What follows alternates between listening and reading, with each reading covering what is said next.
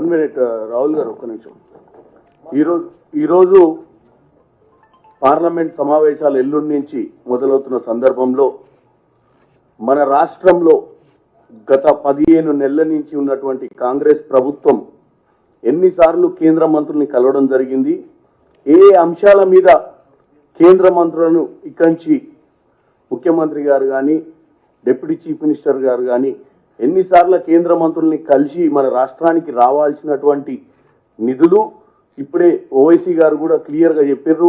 RRR, smart cities, తర్వాత మనకు వచ్చినటువంటి మెట్రో, చాలా అంశాలు 28 అంశాల మీద ఈరోజు మాకు ఒక అవగాహన ఇక్కడికి తీసుకొచ్చి 28 ఇష్యూస్. ఈ 28 ఇష్యూస్ మీద కూడా ఈ ఎల్లుండి జరగబోయే పార్లమెంట్ సమావేశాలలో question hour, 0 hour, 377 adjournment motions మీద కూడా మేము ఈ అంశాలను లేవనెత్తాలని ఈరోజు పార్లమెంట్ సభ్యులం అందరం కూడా నిర్ణయించుకున్నాం. ఇంత మంచి సమావేశం అంటే మాకు ఒక అవగాహన, రాష్ట్రం నుంచి 17 మంది ఎంపీలను రాజకీయాలకు అతీతంగా కూడా ఈరోజు ఇక్కడికి పిలవడం జరిగింది.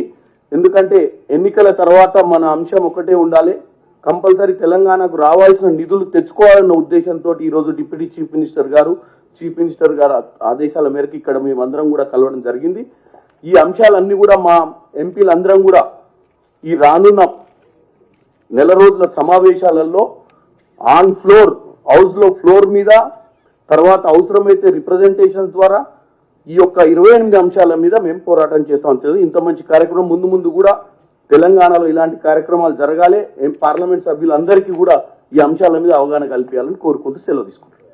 సార్ ఎంపీ గారు సార్ మినిస్టర్ భట్టి గారు ఒక క్వశ్చన్ సార్. ఇప్పుడు కృష్ణా ట్రిబ్యునల్ ఎదురుగా మన కేసు నడుస్తూ ఉన్నది, ఈ నీళ్ల కేటాయింపు పునః సమీక్షించుకోవాలని జరుగుతూ ఉంటేనే మీరు సెంట్రల్ మినిస్టర్, జలశక్తి మినిస్టర్ని కలిసిండ్రు. అంటే ట్రిబ్యునల్ మీద మీకు నమ్మకం లేకనా లేక?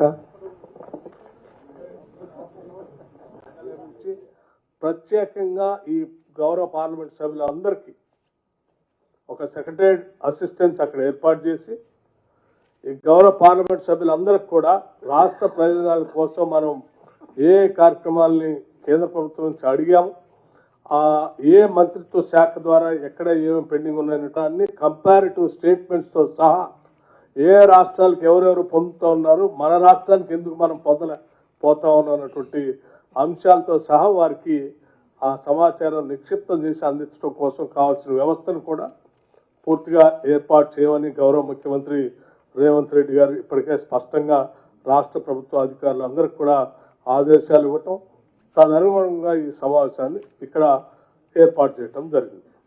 సో మేము రేపొద్దున భవిష్యత్తులో జరిగేటువంటి పార్లమెంట్లో జరిగేటువంటి బిజినెస్ ప్రొసీడింగ్స్లో కూడా క్వశ్చన్ అవర్లో సప్లిమెంటరీ క్వశ్చన్స్ ద్వారా రాష్ట్ర ప్రయోజనాల కోసం ఏం చేయాలి, అట్లాగే 0 అవర్లో రాష్ట్ర ప్రయోజనాల కోసం ఏ అంశాలని లేవనెత్తడానికి అవకాశం ఉంది. అట్లాగే అవసరమైతే రాష్ట్ర ప్రయోజనాల దృష్ట్యా మనం కొన్ని దశాబ్దాలుగా ప్రత్యేక రాష్ట్రం వస్తే ఆ రాష్ట్రం ద్వారా రాష్ట్రం అభివృద్ధి చెందిద్ది, ఆ అభివృద్ధితో మన ప్రాంతంలో ఉన్న ప్రజలందరూ కూడా తల ఎత్తుకొని గర్వంగా, సగౌరవంగా, ఆత్మగౌరవంతో బతకగలని ఆశించి తెచ్చుకున్న తెలంగాణ రాష్ట్రానికి రావాల్సినటువంటి ప్రయోజనాలు గత దశాబ్ద కాలంగా మనం ప్రయత్నం చేస్తున్నప్పుడు కూడా సరే ఈ టీఆర్ఎస్ పార్టీ ఆనాడు ప్రభుత్వం వారు చేయాల్సిన ప్రయత్నం చేయలేకపోయినా మనం గత సంవత్సరం నుంచి గట్టిగా ప్రయత్నం చేస్తున్నప్పుడు కూడా అవి రావట్లేదు. కాబట్టి అవసరమైతే పార్లమెంట్లో మన గౌరవ పార్లమెంట్ సభ్యులందరూ కలిసి పార్లమెంట్ దృష్టికి, కేంద్ర ప్రభుత్వం దృష్టికి తీసుకొని రావడానికి కావాల్సిన విధంగా అవసరమైతే అడ్జర్న్మెంట్ మోషన్ కూడా ఇచ్చే కార్యక్రమాన్ని కూడా ఆలోచన చేసేటట్టుగా పార్లమెంట్ సభ్యులందరూ ఒక ఆలోచన తీసుకొచ్చారు. అటువంటి అంశాలను కూడా పరిశీలించే విధంగా కావాల్సిన సమాచారాన్ని వారికి అందించడం కోసం ఈ వ్యవస్థనంతా ఏర్పాటు చేశాం. సరే ఏం చేసినా అంతిమంగా మా అందరి ఆలోచన, ఆశ ఒకటే, ఈ రాష్ట్రానికి కేంద్ర ప్రభుత్వం నుంచి రావాల్సిన నిధులు రావాలి, రావాల్సిన ప్రాజెక్టులు రావాలి, రావాల్సినటువంటి ఇతరత్ర సహాయ సహకారాలు అందాలి. ఆ సహాయ సహకారాలు, నిధులు, వ్యవస్థలు, ఆ సంస్థలు అన్నీ రావాల్సినవి రాకుండా పోవటం వల్ల పెద్ద ఎత్తున మనం నష్టపోతున్నాం. కాబట్టి రాజకీయాలకు అతీతంగా ఈ రాష్ట్రంలో పార్లమెంట్లో ప్రాతినిధ్యం వస్తున్న గౌరవ పార్లమెంట్ సభ్యులందరూ కూడా రాష్ట్ర ప్రయోజనాల దృష్ట్యా అందరూ ఏకం కావాల్సినటువంటి అవసరం ఉంది. ఈ రాష్ట్ర ప్రయోజనాల కోసం కేంద్ర ప్రభుత్వాన్ని కలవాల్సిన అవసరం ఉంది, పార్లమెంట్లో లేవనెత్తాల్సిన అంశం కూడా ఉంది. అందుకే ఈరోజు విశాలమైనటువంటి ఆలోచనతో ఉన్నతమైనటువంటి భావాలతో ఇటువంటి సమావేశాన్ని ఏర్పాటు చేసి పార్లమెంట్ సభ్యులందరినీ పిలిచి వారికి కావాల్సిన సమాచారం అందించమని గౌరవ ముఖ్యమంత్రి గారు ఒక స్పష్టమైనటువంటి ఆలోచన చేసి సలహా చెప్తే ఈ సమావేశాన్ని ఏర్పాటు చేసి అధికారులందరినీ పిలిపించి పార్లమెంట్ సభ్యులందరికీ ఆహ్వానం పలికి ఈరోజు ఈ సమావేశం ఏర్పాటు చేశాం. సరే, వచ్చిన సభ్యులందరికీ కృతజ్ఞతలు తెలియజేస్తూ మేము సమాచారాన్ని ఇచ్చాం. రానటువంటి గౌరవ సభ్యులకు కూడా ఈ సమావేశం ద్వారా మీ ద్వారా నేను మరొకసారి విజ్ఞప్తి చేస్తూ ఉన్నాను. సరే, మీరు ఏ కారణాల చేత రాలేకపోయినా మరి కొంత సమయం కావాలనుకుంటే మళ్ళీ ప్రభుత్వం కూడా ఇంకొక సమావేశాన్ని ఏర్పాటు చేయడానికి కూడా సిద్ధంగా ఉంది.